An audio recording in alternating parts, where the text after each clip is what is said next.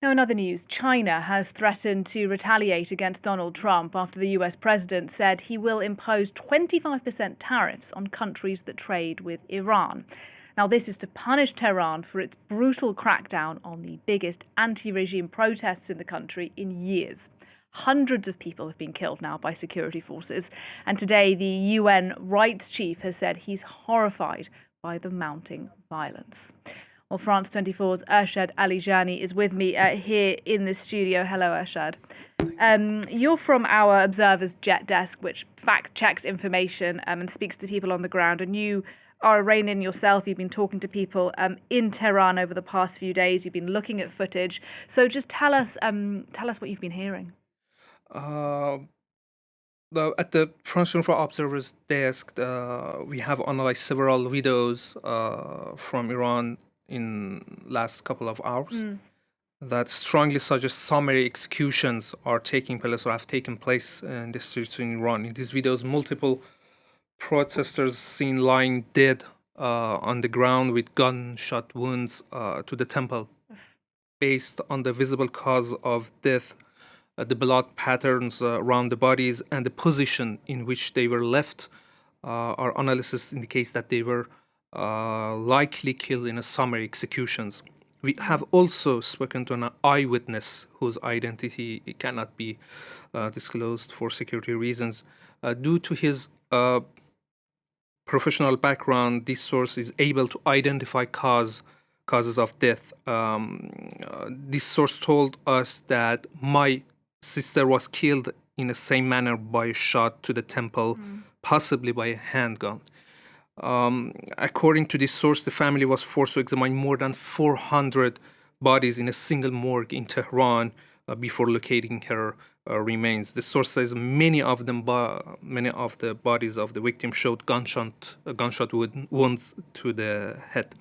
And look, this reporting that you're doing, Ershad, is particularly challenging, isn't it? Because the internet in Iran has been cut, although partially, as I understand it, some parts of the internet are working now inside the country. I think we have never seen such a internet blackout in Iran. A few hours ago, the authorities restored a very limited and unstable form of internal internet. We are not talking about international internet.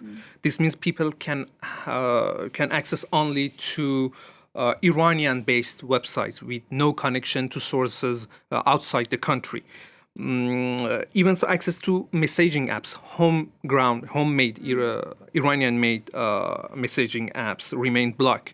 For years, the regime has spent millions of dollars to develop its own versions of WhatsApp, Telegram, designed to operate under the control of the Iran security services. Yet even these domestic platforms are currently unavailable.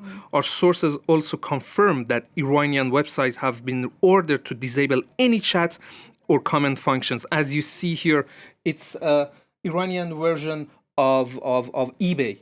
And it says, due to security orders, we have disabled chat function. Or this one says, due to security orders, we have disabled the commenting functions. It's a sports website, and they had to disable the commenting function. If a site or app allows user to communicate, those features must be switched off. That's an order. Imagine being unable to message your Uber driver or contact a seller on Amazon, the Iranian version of Uber, Iranian version of Amazon, or even leave a comment about a football match, as you see on this website, is impossible. Authorities appear to deeply fearful of any form of communication, whether between Iranian inside Iran or with the outside world. At this point, the only independent sources of information that Iranians have are the satellite televisions, either Persian language or international news channel. And that's only for those who have access to satellite dishes. And we have multiple reports from several cities in Iran that the police attacking people's houses, people's apartments, and remove these satellite dishes from inside the house, from their apartments.